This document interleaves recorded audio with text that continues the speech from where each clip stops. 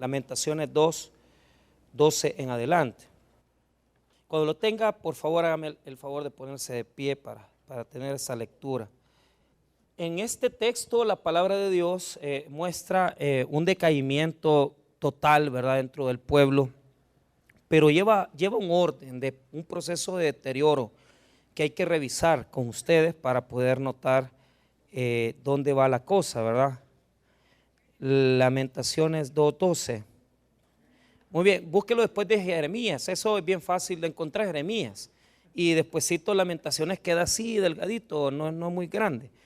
Pero Isaías, Jeremías, Lamentaciones, Ezequiel, Daniel, y ahí lo podemos ver. Muy bien, Lamentaciones 2:12. La palabra del Señor dice así: decían a sus madres, ¿dónde está el trigo y el vino? Desfallecían como heridos en las calles de la ciudad, derramando sus almas en el regazo de sus madres. Hasta ahí vamos a leer. Vamos a orar. Padre, te pedimos tu bendición, que seas tú, Señor, hablando a nuestros corazones e instruyéndonos de tal manera que podamos aprender de tu palabra en esta mañana. Oramos para que seas tú hablando al corazón, hablando a nuestro espíritu, Señor.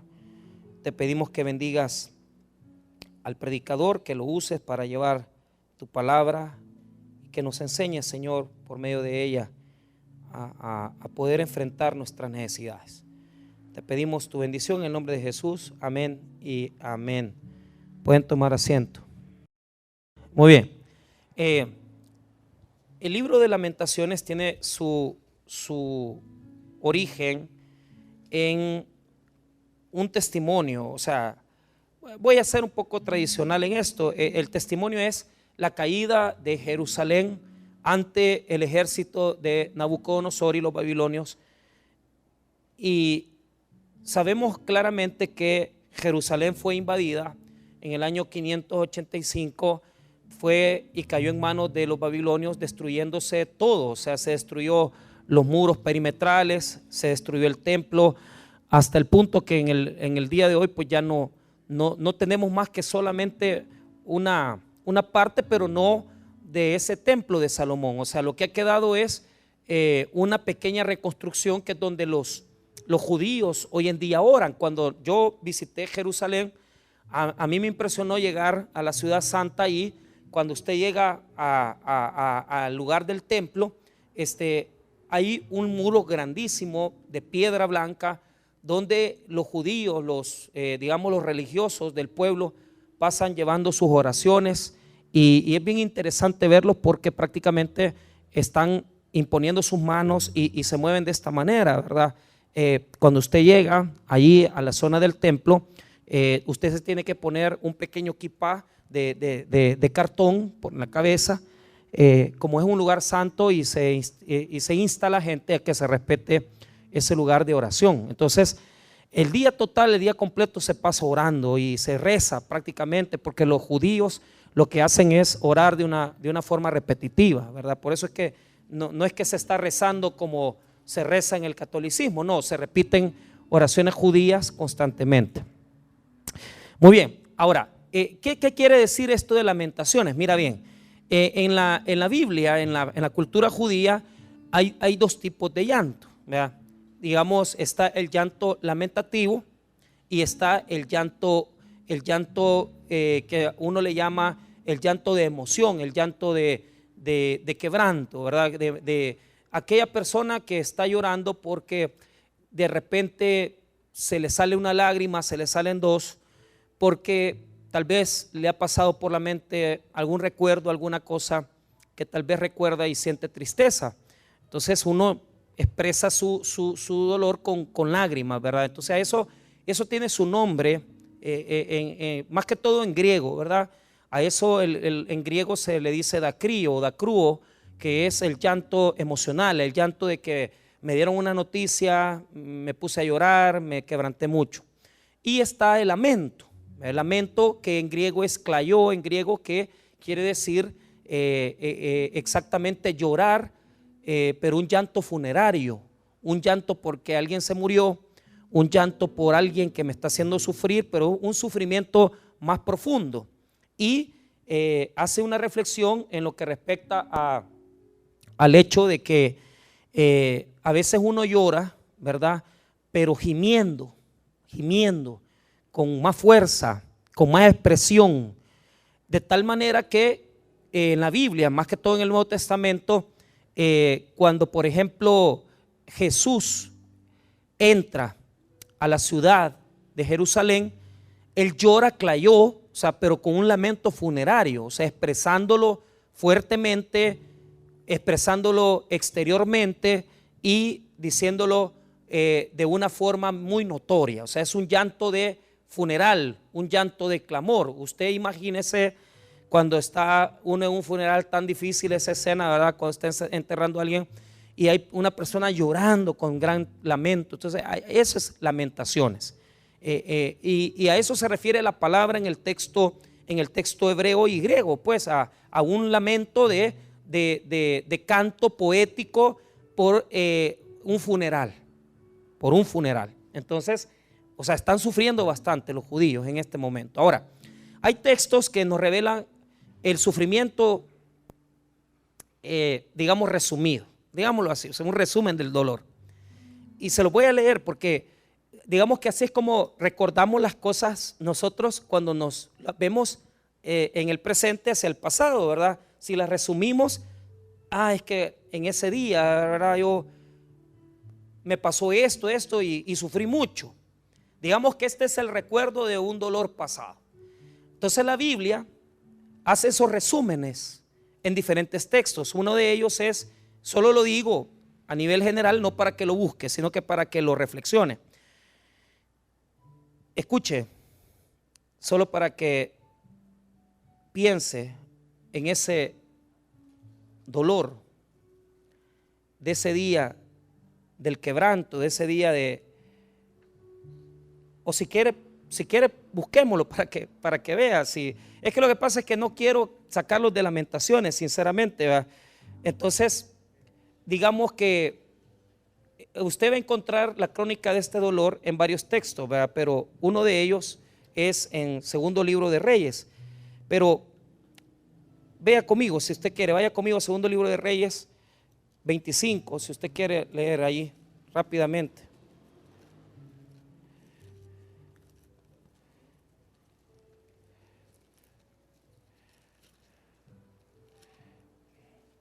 Entonces, es bien interesante porque aquí se hace como resumen. Mire lo que dice el versículo 1. Aconteció a los 9 años de su reinado, en el mes 10º de los 10 días del mes, que Nabucodonosor, rey de Babilonia, vino con todo su ejército contra Jerusalén y la sitió y levantó torres contra ella alrededor. Y estuvo la ciudad sitiada hasta el año 11 del rey Sedequías. A los 9 días del cuarto mes prevaleció el hambre en la ciudad hasta que no hubo pan para el pueblo de la tierra. Abierta ya una brecha en el muro de la ciudad, huyeron de noche todos los hombres de guerra por el camino de la puerta que estaba entre los dos muros junto a los huertos del rey, estando los caldeos alrededor de la ciudad, y el rey se fue por el camino del Áraba. Y el ejército de los caldeos siguió al rey y lo apresó en las llanuras de Jericó, habiendo sido dispersado todo su ejército. Preso pues el rey, le trajeron al rey de Babilonia en Riba y pronunciaron contra él sentencia. Degollaron a los hijos de Sedequías en presencia suya, y Sedequías le sacaron los ojos, y atado con cadenas lo llevaron a Babilonia. Entonces es bien interesante, ¿verdad? Porque es una crónica de lo que pasó en ese día. Palabras interesantes, dice que fueron sitiados los muros, ¿verdad? Pero lo que no dice es que fue un año. O sea, por un año entero la ciudad estaba sitiada y ahí no entraba ni salía nadie.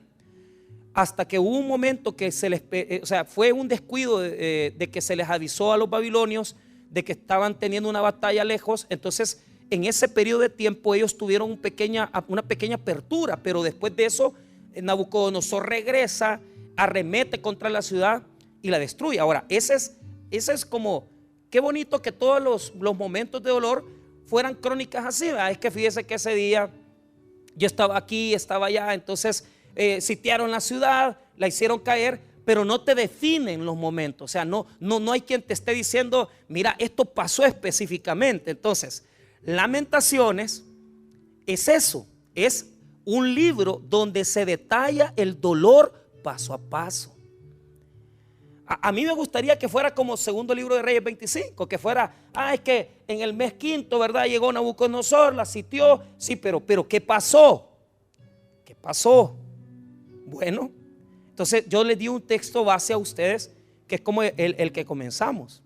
Entonces, ¿qué pasó en ese día? Bueno, ese texto habla de lo que vio alguien dentro de la ciudad, de lo que vio dentro de la ciudad, y un detalle. ¿Y qué dice ese texto? Ese texto dice que los niños pequeñitos de 6, 7 años se morían de hambre porque no había comida. Entonces ahí hay un recuerdo ya más marcado. O sea, el recuerdo general es el del segundo libro de Reyes 25. O sea, ese día, ese tiempo fue difícil porque el rey tuvo que huir por una brecha y lo capturaron y después le sacaron los ojos. Pero eso es general. A mí cuénteme lo que está dentro de la película y cuénteme los detalles. Entonces, la crónica comienza con un recuerdo de lo que nos pasó en general. Pero de todo lo que nos pasó, nos recordamos de un día específico, de algo que nos duele, que nos recordamos exactamente cómo nos quebrantaron, lo que nos sucedió en ese momento, el dolor que pasamos. Y eso está en Lamentaciones 2. Y veamos nuevamente el texto donde comenzamos, ¿verdad? Lamentaciones 2. Ahí se nos relata exactamente el dolor que pasaron en ese día de quebranto. ¿Y cómo lo relata? Mire, es una escena terrible, es una escena que hay que recordarla. ¿Por qué? Mire lo que dice en Lamentaciones 2:12. Decían a sus madres, ¿dónde está el trigo y el vino? O sea, mire, ponga atención. Después de un año de estar sitiada la ciudad, los niños pequeñitos de 6, 7 años se le acercaban a mamá y le decían, dame de comer. Y la mamá no tenía comida. Lo que pedían es vino y trigo. O sea, en la cultura judía, los frijoles y los huevitos, eso no existe. Lo que existe es en el Antiguo Testamento el trigo y el vino, que eran las comidas más sustentadoras para ellos. Entonces los niños piden comida porque ya tienen 1 año y medio de estar viendo que llega poquita comida, poquita provisión, y ellos están pasándola mal.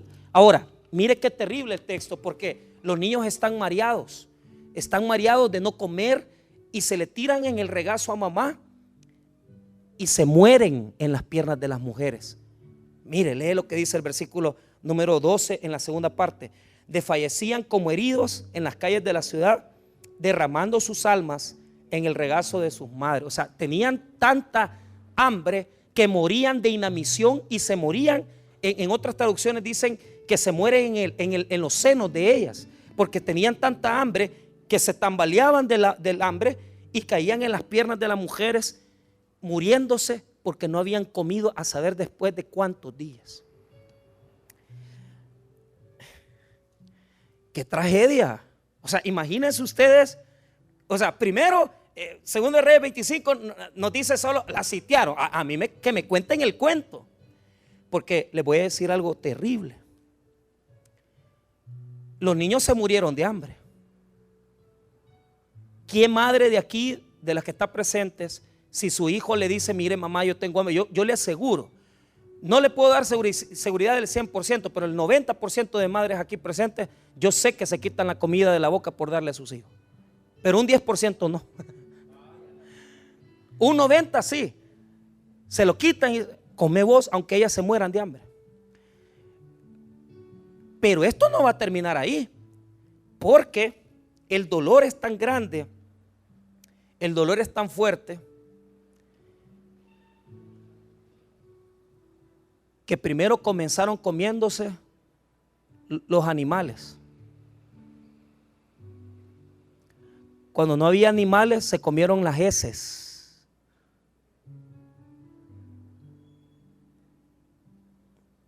Pero cuando ya no hubo nada que comer, se comieron los niños.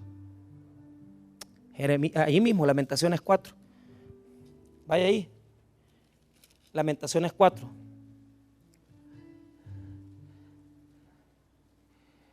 En el versículo 4. Nos sigue hablando del hambre antes de que pasara a lo otro, pero mire lo que dice Lamentaciones 4:4. La lengua del niño de pecho se pegó a su paladar por la sed. Los pequeñuelos pidieron pan y no hubo quien se lo repartiese. Los que comían delicadamente fueron asolados en las calles. Los que criaron entre púrpuras se abrazaron a los estercoleros. O sea, comieron heces. El niño se comía, no tenía leche, no tenía que comer de la gran hambre que había. Y cuando ya se habían comido los animales, las heces, y no había ya nada que comer, las mujeres comenzaron a cocinar a sus niños. Lamentaciones 4:10. Las manos de mujeres piadosas cocieron a sus hijos. Sus propios hijos les sirvieron de comida en el día del quebrantamiento de la hija de mi pueblo. Se comieron hasta los niños.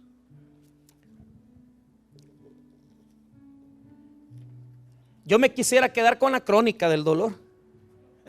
O sea, qué bonito que fuera segundo libro de Reyes 25. Es la crónica del dolor. Pero comerse los niños.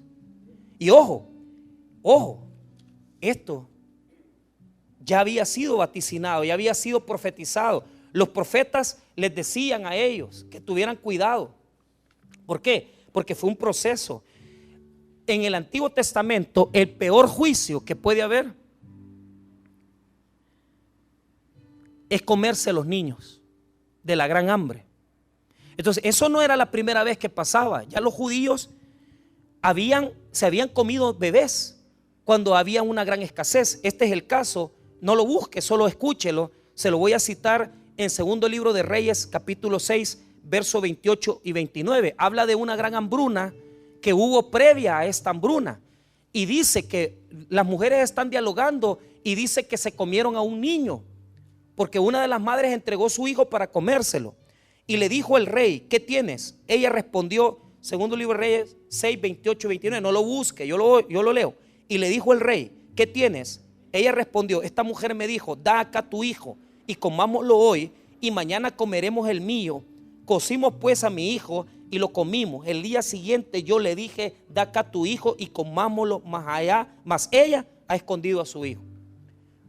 Vaya. En Jeremías también se les profetiza antes que pase esto, que si no cambian, ellos se iban a comer a sus hijos.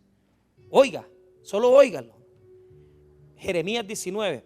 Y les haré comer la carne de sus hijos y la carne de sus hijas, y cada uno comerá la carne de su amigo en el asedio, en el apuro, con que los estrecharán sus enemigos y los que buscan sus vidas.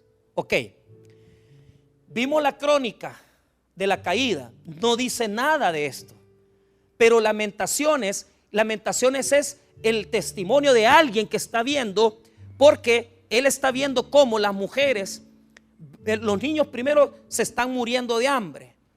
Después, cuando han hecho ellos superar su pudor, al ver que ya no hay comida, se comen las heces. Y después de comerse las heces, como ya no había comida, se comieron a sus propios hijos.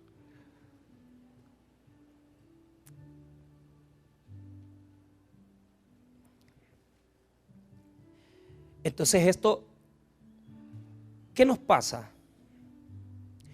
en los grandes procesos de Dios, en los grandes juicios de Dios? Sufrimos, padecemos necesidad.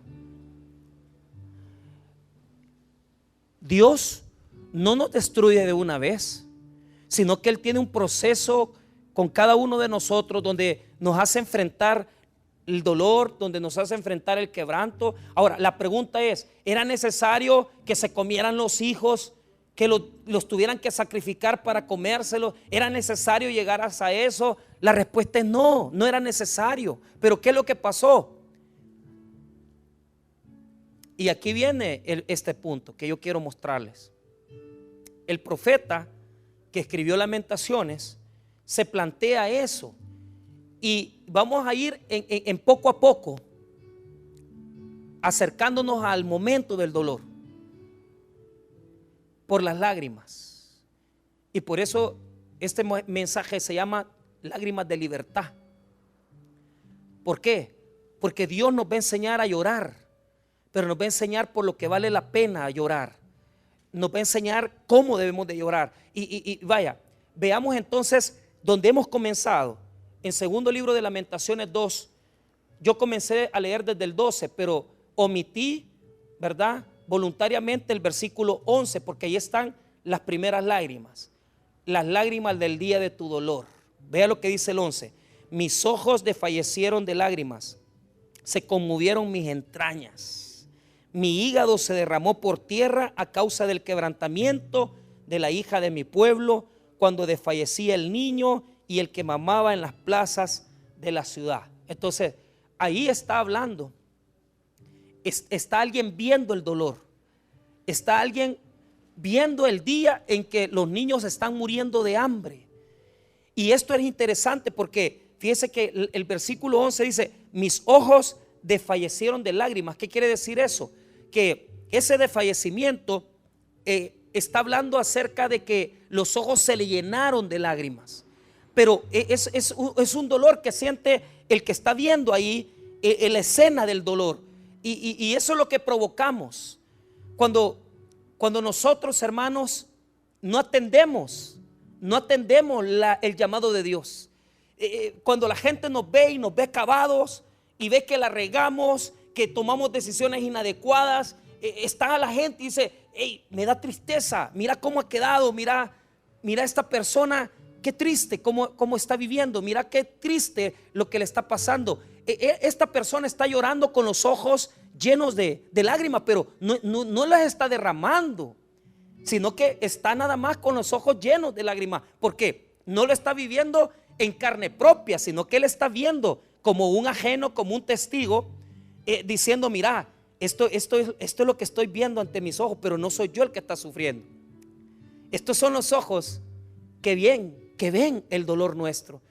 ¿Cómo no será el sufrimiento de un padre, de una madre que tiene que ver a sus hijos drogados, a sus hijos tomados, y la señora llora, pues chilla? Claro, el problema es que ella está viendo, pero le toca ver el dolor de una persona, le toca ver el dolor de alguien que está padeciendo, que ha llegado hasta las últimas consecuencias, y que en ese momento le han dicho: mira, tuviste que cambiar, tuviste que haber hecho las cosas, te lo dije, ¿por qué hiciste esto? ¿Cuánta gente ha tenido que ir a sacar de la cárcel a personas, verdad, con ojos, con las lágrimas llorosas? A mí me ha tocado. Yo recuerdo, y se los digo, verdad, por testimonio, verdad. Me acuerdo una vez, verdad, que mi hermano quedó preso, pero por conducción temeraria, y él iba manejando pues un carro y un Honda, ¿verdad? Un Honda Civic. Y de repente ahí pusieron un retén, él andaba tomado. Entonces rápidamente la gente pues lo que hizo fue quitarle el carro. Y yo me acuerdo que lo dejaron en las Bartolinas de Mexicanos. Entonces mi mamá rápido me dice: mira, anda a sacar al niño, anda a sacarlo ya, ve al niño. Entonces, vaya, le digo yo, y yo rebuscándome, pues porque rapidito fui, ¿verdad?, a comprar pollo campero, les di a los de la delegación, les di a los que estaban en las Bartolinas de la delegación, a todos les di pollo campero para que no lo violaran. Pero fíjese que me acuerdo claramente, porque los agentes muy buenas personas. O sea, yo no fui en carácter de pastor, sino que fui en carácter para ver si lo defendía. Entonces llegué y el agente, me acuerdo aquí, entré a la Bartolina, a la entrada principal de la delegación, y llegué a cabal donde están todos encerrados como con animales, ¿va? Y me dijo: mire, le saqué a su hermano y lo tenían esposado, ¿va? O sea, en un barrote hacia afuera, pero ya se lo habían quitado a los muchachos para que no lo violaran. Pero mire, le voy a recomendar algo: no lo saque todavía, ahí déjelo. Y yo bien enojado, porque para mí era indignante pues que me estuviera diciendo: ¿y por qué será que este no quiere que lo saque? Es que aprenda la lección, me dijo. Y fíjese que yo me enojé, y nosotros actuamos rápido. Le estoy diciendo que a los 2 días yo rapidito, uno de los grandes defensores de la Procuraduría es mi tío, ¿verdad? El licenciado Joya, y le dije, mire tío, démosle aquí, hablamos con el juez, con el fiscal, mire, lo sacamos rápido. Pero después me arrepentí de haberlo sacado rápido, porque lo tuve que ir a sacar después 2 veces más, y por el mismo delito. Claro, escarmientan un rato,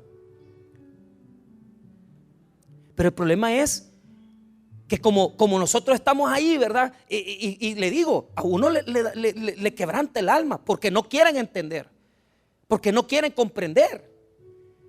Pero a veces es necesario que Dios lo lleve hasta esa situación para que cambien, porque son necios. Y por eso no cambian, porque uno no deja que Dios trate con esas personas, no deja que Dios trate con esa gente. Hay que dejar que Dios trate con las personas para que cambien. Y es fea la escena, porque los niños se están muriendo de hambre, pero él no puede hacer nada. ¿Y qué vas a hacer, po? ¿Qué voy a hacer yo? Después, la segunda vez que nos hablaron fue a Santa Ana, y ahí yo le dije a mi mamá, mira, ponele a alguien, a un abogado. Ya salió como, ya los 3 días, ¿verdad? Lo de las 72 horas. Pero la otra fue mayuca, porque fue en La Libertad. Y ahí sí él escarmentó porque le pegaron. Tuvieron que hasta los zapatos le robaron. Pero era necesario. Era necesario. A veces te va a tocar ver el dolor de otro y la gente que más querés, y tus ojos se van a llenar de lágrimas, van a poner llorosos. Pero no puedes hacer nada. Puedes hacer nada. ¿Por qué? Porque Dios se los advirtió, Dios les dijo, pero no entendieron. Ya se lo habían profetizado y no quisieron arreglar. Entonces esto nos lleva al llanto, y este es el llanto que se genera cuando nos acordamos. Ahí es un llanto de una persona que va pasando, ¿verdad? Y va viendo de afuera las cosas. El llanto de este señor es el que está dentro, pero el llanto del que está afuera, del que va pasando, es diferente. Vamos a otras lágrimas. Veamos Lamentaciones 1. ¿Ah? Y mire bien, Lamentaciones 1:1. El llanto, el del capítulo 2 es el que es testigo, el que tiene enfrente el dolor. Este no está dentro de la ciudad, está fuera de la ciudad y está viendo de lejos. Y está lamentándose también. Este está chillando, pero las lágrimas de este son diferentes. Lamentaciones 1:1. ¿Cómo ha quedado sola la ciudad populosa? La grande entre las naciones se ha vuelto como viuda. La señora que de provincias ha sido hecha tributaria. Oiga el 2. Amargamente llora en la noche y sus lágrimas están en sus mejillas. No tiene quien la consuele de todos sus amantes. Todos sus amigos le faltaron, se le volvieron enemigos. Entonces, mire lo que está viendo. Está viendo la ciudad y la está personificando como que la ciudad fuera la víctima, y está llorando de noche amargamente. Y estas lágrimas, ¿por qué son? Estas son las lágrimas de lo que uno se acuerda de lo que uno fue, de lo que uno fue y lo que ya no fue, ¿verdad? Porque la ciudad era populosa y era grande y estaba llena de montones de gente, pero ese día de su destrucción, los muros en el suelo, el templo destruido, la gente muerta en el suelo, todo mundo, toda la ciudad quemada. Y los que pasaban se acordaban de lo que eran, de lo que había sido y lo que ya no es. ¿Cuántas personas se acuerdan de lo que fueron y ya no son? Y chillan y lloran porque ya no son lo que eran antes. ¿Se acuerda cuando usted era grande, joven y tenía sus músculos y mujeres de este lado, del otro lado? Pero ¿y qué? Un hombre enfermo, diabético, sus hijos no lo quieren. porque ya nadie quiere hacerse cargo de usted, porque fue irresponsable, porque no crió a sus hijos. ¿Y quién ahora con usted? Nunca cotizó, nunca hizo nada. Estas son las lágrimas que vienen cuando ya pasó todo, ¿verdad? Y nos acordamos de lo que fuimos. Y nos acordamos de lo que nos pasó. Yo era así. Si yo tuve, si yo tenía, sí, pero ya no tenés. Es que antes tenías un cuerpo bello y claro, y había muchachos que te codiciaban, que te enamoraban. Pero ahora con 2 hijos, ¿quién? Ahora con 3 hijos, enferma, emproblemada, ¿quién te quiere? Entonces esas son las lágrimas, porque fueron progresivas. Las primeras lágrimas son solo el del ajeno que está llorando, ¿verdad? Y se le llenan los ojos de lágrimas. Pero estas lágrimas ya son del recuerdo, de los que muchas veces nosotros hemos derramado. Y mire cómo se derraman. Se derraman de noche, acordándose de lo que no son. Pero ¿sabe qué es lo que tienen la característica de estas lágrimas? Que ya caen por la mejilla. Mire lo que dice el versículo 2. Amargamente llora en la noche y sus lágrimas están en sus ¿qué?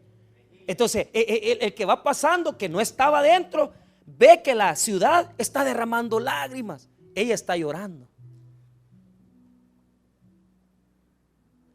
¿Cuántas veces no hemos tenido que chillar sintiendo lo caliente de la lágrima aquí?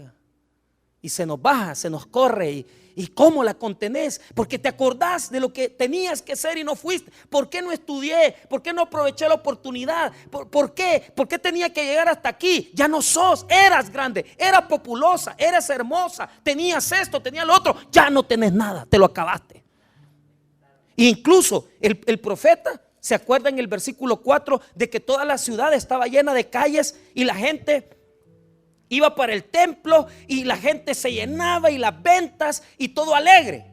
Pero ya no, porque ahora estás acabado, acabada. Nadie te visita, nadie te busca. Y lloras de noche acordándote de la oportunidad que tuviste.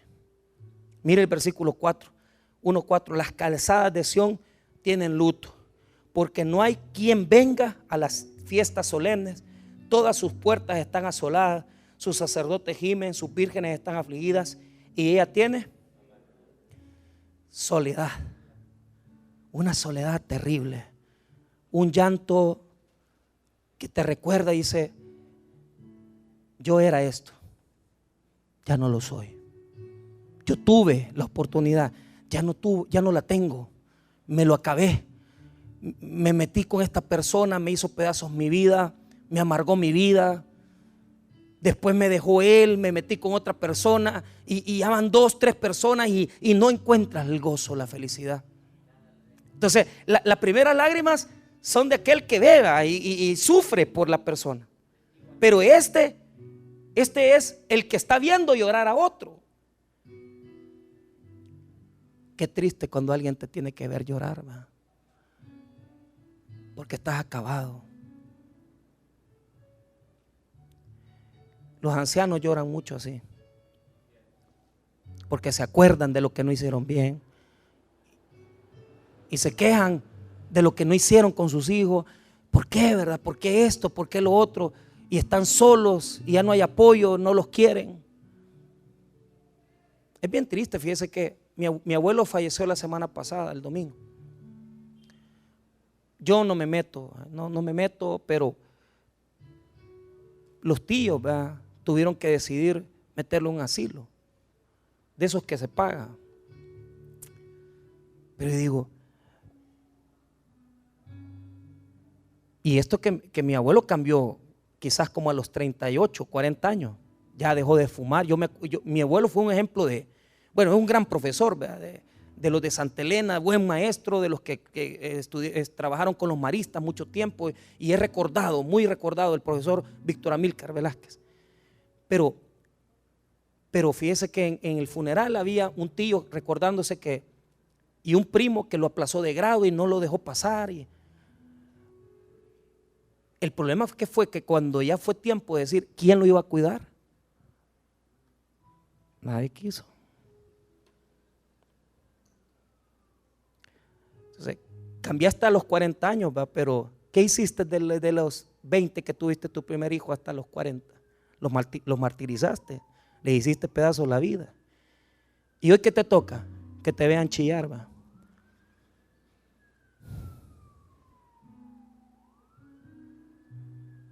Y ver esos grandes hombres, ¿va? Que ya no pueden contener nada, ni la orina. ¿Y quién te limpia? Duro, es bien terrible. Ahora el profeta va a hacer algo. Va a llamar a la ciudad, que es una mujer, está personificada en una mujer, y lo que él quiere saber es que diga quién es el culpable. Entonces viene la ciudad y chillando, la ciudad llora también. No crea que se va a quedar sin llanto. ¿Por qué? Porque ella llora, ya está llorando ahí con el recuerdo de lo que ella fue, de lo que no es. Pero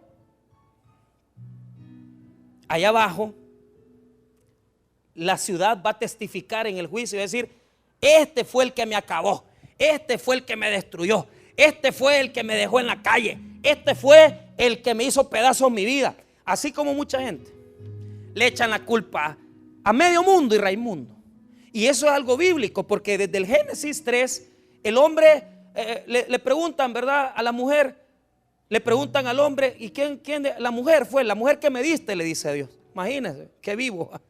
Y claro, y la mujer, ¿qué? La serpiente. Y la serpiente ya no le echó la culpa a nadie porque ya no había quien echársela. Entonces, pero si hubiera habido alguien más, se lo aseguro que le echa la culpa a otro. ¿Sabe por qué? Porque somos cobardes, hombre. Entonces venimos y nos amargamos, nos ponemos a chillar y ay, que a mí, y ¿a quién metemos? A Dios. Mire, ¿por qué llora la ciudad? En el 2, en el 1:11. Mire, el capítulo 1 está repartido en dos etapas. Del 1:1 al 1:10 está hablando el testigo que ha pasado. Pero del versículo 11 en adelante está hablando la ciudad como testigo, diciendo lo que ella piensa. Todo su pueblo buscó su pan, suspirando, dieron por comida todas sus cosas preciosas para entretener la vida. Mira, oh Jehová, y ve que estoy abatida. 12. ¿No os conmueve a cuantos pasáis por el camino? Mirad y ved si hay dolor como mi dolor que me ha venido. Oiga, ¿quién es el culpable? Porque Jehová me ha angustiado en el día de su ardiente furor. Pero mire con qué lamento ella, porque ella dice: mirad y ved si hay dolor como mi dolor. Pregunto, ¿cuántas veces has dicho: hay dolor como mi dolor? O sea, ella se pone como: yo soy la que más está sufriendo, a la que peor le fue. ¿Cuántas veces le ha dicho: mira, Dios, mira, me merezco esto, mira cómo me tenés? Le echó la culpa a Dios y dijo: Jehová me tiene así como me tiene, acabada. Él es el culpable que los niños estén muriendo de hambre. Él es el culpable que nos estemos comiendo los niños, los bebés. Él es el culpable, porque no tenemos valor de aceptar nuestra responsabilidad. Le voy a decir una cosa: ¿qué hace diferente a un niño de una persona madura? La persona madura es responsable, acepta sus errores. Pero ¿sabe cuál es el problema de los niños? Nunca aceptan los errores. Siempre hay otro que tiene la culpa, siempre hay otra persona que tiene la responsabilidad. Y aquí, ¿quién fue el culpable? Dios nos acabó, Dios nos hizo pedazos. Ellos históricamente interpretaron como hombres de fe: Dios nos destruyó. Incluso vemos a Dios como el peor enemigo. Es que Dios no permite que me salga trabajo. Pues sí, el problema es que le echamos la culpa a Dios que no nos sale trabajo, que nos metieron en un problema en las cosas, que nuestros hijos están mal. Entonces ella ve en el versículo 13 a Dios con fuego que le está quemando, porque literalmente quemaron la ciudad. Ver el versículo 3: desde lo alto envió fuego que consume mi hueso, ha extendido red a mis pies, me volvió atrás, me dejó desolada y con dolor todo el día. Y se ve que le han yugado. El yugo de mis rebeliones ha sido atado por su mano, ataduras han sido echadas sobre mi cerviz, ha debilitado mis fuerzas, me ha entregado el Señor en manos contra los cuales no podré levantarme. O sea, me has enyugado, me has puesto un yugo, me has amarrado y no tengo ya dónde ir. Pero mira cómo es el llanto. Este es el tercer llanto. El primer llanto era del que ve sufrir, y él está llorando, o sea, a él se le llenan los ojos de lágrimas.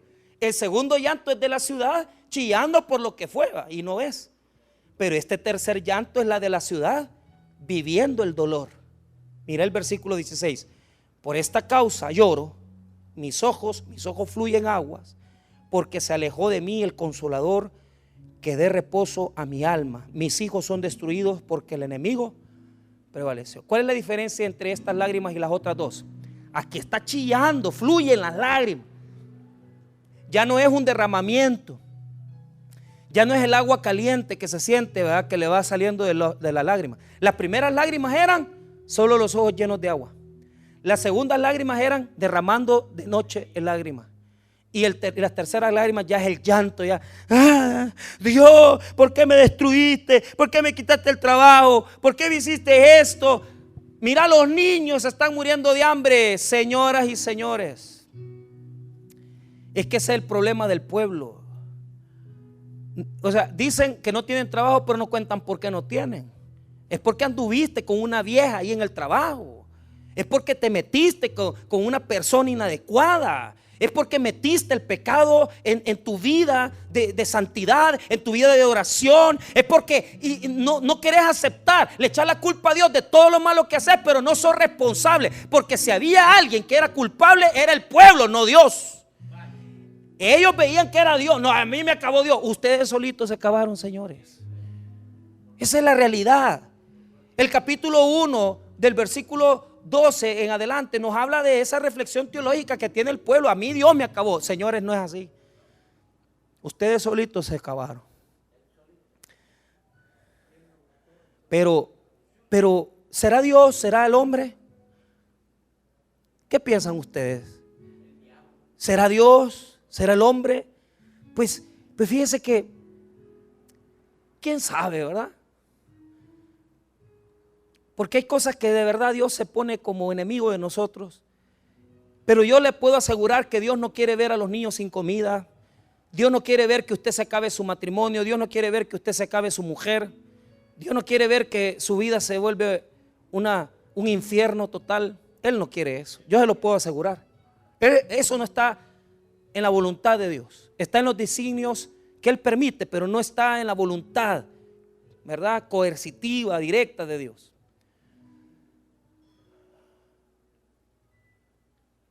Pero ¿quién llevó a tus hijos a aguantar hambre? Nosotros mismos. Y el que lee con toda certeza y con toda lentitud el capítulo 2 se da cuenta que todo esto era producto de una sociedad podrida, de tal manera que en el capítulo 2 se va en orden, ¿verdad? El versículo 6, no me voy a ir leyendo porque mucho tiempo, ya voy a terminar. El versículo 6 le echa la culpa a los sacerdotes. El versículo 7 habla del templo que también estaba mal. El versículo 10 habla de los ancianos que no hacían nada por corregir al pueblo. Y el gran versículo 14 habla de los profetas que en lugar de predicarles y decirles pecadores, en lugar de decirles cambien, como les estoy diciendo yo, cambiemos todo, transformémonos, hagamos bien las cosas, tomemos nuestra vida y tratemos de llevarla hacia Dios y caminemos mejor, hermanos, y les denuncio su pecado y denuncio el mío, porque no estamos bien, tenemos que cambiar, tenemos que mejorar para con Dios, tenemos que buscar su santidad. Entonces, si yo les predico con eso, entonces les estoy diciendo la verdad. Pero los profetas les mintieron en el 14, les mintieron, les dijeron que estaban bien y ellos andaban mal con Dios. Por lo tanto, los niños que aparecen en el verso 11, 12 y 12 que se están muriendo de hambre son consecuencia de una sociedad corrupta, porque desde el príncipe está mal, el anciano está mal, los sacerdotes están mal, entonces los niños están aguantando hambre. Porque es una sociedad. No es el problema que uno dejó a Dios, el problema es que todos abandonaron a Dios. Y eso es lo que pasa, señores. Cuando no advertimos lo que Dios nos llama, lo que Dios nos dice, no es que en aquella familia, no, es que en toda la familia no escuchan a Dios. Y por eso ha caído este gran juicio. ¿Qué tuvimos que haber hecho? ¿Y qué tenemos que hacer? Dos preguntas. ¿Qué tuvimos que haber hecho? ¿Y qué tenemos que hacer? La pregunta de ¿qué tuvimos que haber hecho? Es llorar por el pecado y orar para que Dios no nos mandara esta situación. Esas lágrimas son más duras, son las más duras de todas. Porque en las primeras lágrimas solo los ojos están llorosos. En las segundas lágrimas una gota. En las terceras, que son las que acabamos de leer en el verso 11, se chilla toda la noche. Va. Pero entonces el profeta critica y dice, miren señores, su llanto tuvo que haber sido el del 18 en adelante. Si usted busca conmigo Lamentaciones 2:18, ¿qué teníamos que hacer? Clamar, llorar, derramar nuestro corazón ante Dios. Diga conmigo, derramar nuestro corazón ante Dios. Pedirle, Señor, no nos castigues, ten misericordia de nosotros, danos una oportunidad, no nos acabé. Por favor, Señor, ayúdanos a cambiar, ayúdanos a ser diferentes. Y fíjese que el texto bíblico es bien interesante, porque cuando dice el 19, ya lo vamos a leer. Levántate y da voces a la noche al comenzar la vigilia. La vigilia tiene 3 horas. Entonces, la vigilia comenzaba a las 6. La primera vigilia terminaba a las 9. La segunda vigilia terminaba a las 12. La tercera vigilia a las 3 y la última, la cuarta, a las 6 de la mañana. Amén. Entonces, amén, hermanos. Cada 3 horas es una vigilia. Pero ¿qué dice el texto en el 19? Cada 3 horas. O sea, vos estate dormido, pero cada 3 horas levantate y anda a chillarle a Dios. Anda a chillarle a Dios y pedirle una oportunidad para que no te acabe. Dormite, pero no te durmas bien. Levantate con los ojos llenos de cansancio, llenos de ojeras, pero cada 3 horas clama a Dios, cada 3 horas postrate ante la presencia de Dios, porque tal vez tenga misericordia Dios de nosotros. Antes que nos acabe, clamemos, oremos por aquellos, oremos por nosotros. 18, 19. El corazón de ellos clamaba al Señor, oh hija de Sión, echa lágrimas cual arroyo día y noche. No descanses ni cesen las niñas de qué. O sea, llora antes, hombre, llora antes que te acaben. Llorá porque andás con una mujer que no es tu esposa. Llorá porque te estás acostando con un hombre. Llorá porque estás robando. Llorá porque no sos bien para adorar a Dios, porque no te gusta orar, porque no te gusta leer. Llorá porque estamos haciendo las cosas inadecuadas. Llorá porque somos ineficientes. Llorá porque somos pecadores. Pero ese llanto te va a garantizar que no vas a llegar a derramar lágrimas por el dolor que vas a vivir. Eso te va a garantizar que no vas a ver a tus hijos comiendo sin comida, o no vas a tener que comerte a tus propios hijos, porque aquí hay gente que se ha comido a sus propios hijos, no literalmente, no se los han comido asados, se los han comido por sus pecados, porque se acabaron las vidas de sus hijos, se las acabaron. El pisto que era de la universidad de ellos se lo dieran al amante. El tiempo que tenían que dedicarle a su familia se lo dedicaron a otras mujeres. El tiempo que tenías que estar adorando a Dios se lo dedicaste a tus ídolos. Te comiste a tus hijos, destruiste sus vidas y destruiste la tuya. O sea, derrama tus lágrimas antes que te destruya Dios. Derrama tus lágrimas y levántate cada 3 horas. Versículo 19. Levántate, da voces en la noche al comenzar las vigilias. Derrama como agua tu corazón ante la presencia del Señor.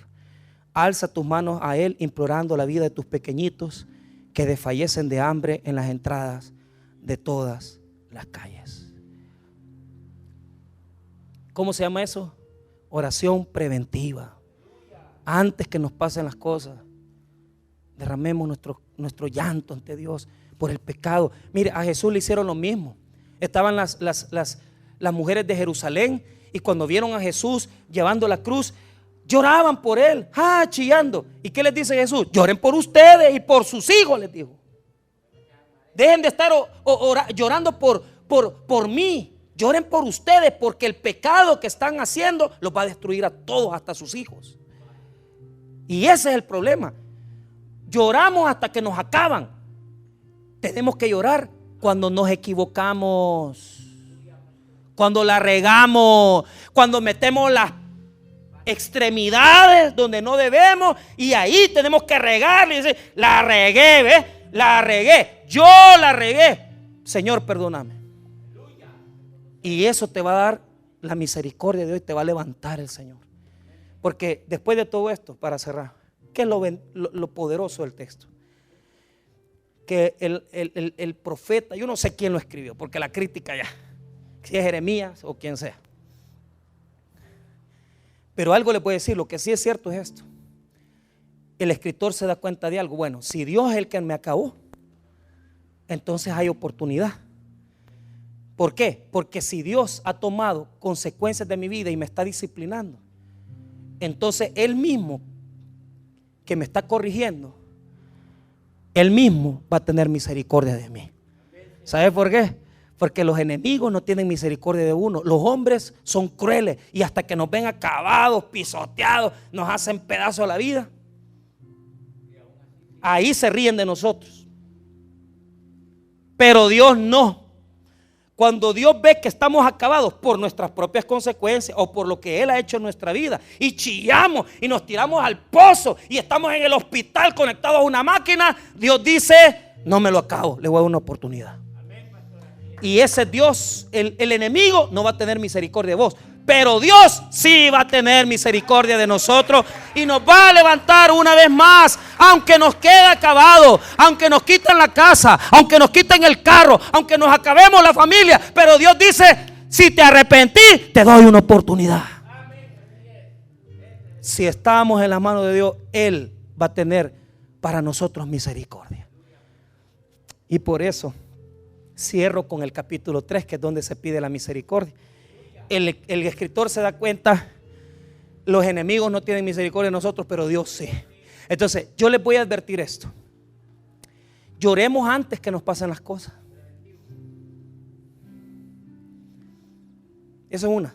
Y la segunda: si ya no pudieron pararla, si no pudieron detener las cosas,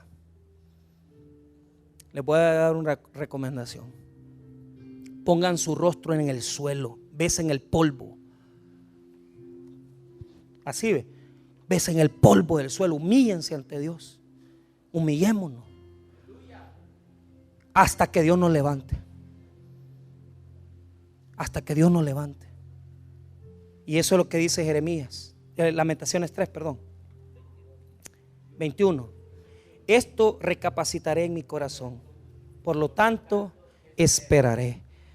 Por la misericordia de Jehová no hemos sido consumidos, porque nunca decayeron sus misericordias.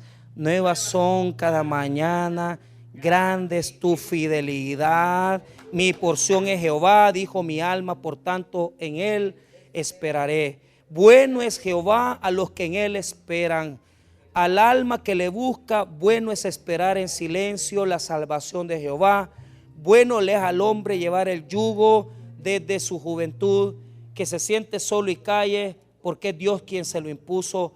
Ponga su boca en el polvo, por si aún hay esperanza.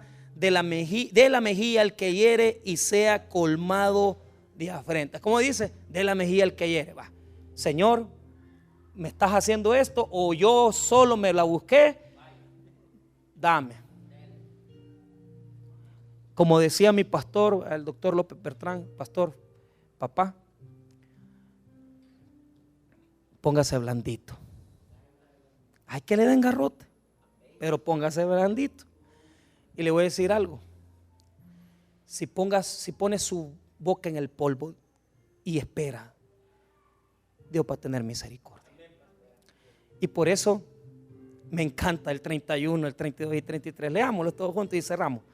Porque el Señor no desecha para siempre, antes se aflige, también se compadece según la multitud de su misericordia, porque no aflige ni entristece voluntariamente los hijos de los hombres. Y si no les queda claro, 40. Escudriñemos nuestros caminos y busquemos y volvámonos a Jehová. Levantemos nuestros corazones y manos a Dios en los cielos. Nosotros nos hemos rebelado y fuimos desleales. Tú no perdonaste. Nos queda claros que hay que llorar antes que hagamos las fechorías. Nos queda claro, hermanos, que es mejor llorar con todo y en las vigilias de la noche antes de ver nuestros hijos morir. Nos queda claro, hermanos, que aunque lo hayamos perdido todo, si ponemos nuestra boca en el polvo, Dios tendrá misericordia si esperamos en Él. Así que busquemos su rostro, humillémonos ante Dios y escudriñemos nuestros caminos y volvamos a Jehová. Oremos, oremos. Padre, te damos gracias por tu palabra, gracias por tu misericordia. Gracias porque este libro es un libro maravilloso.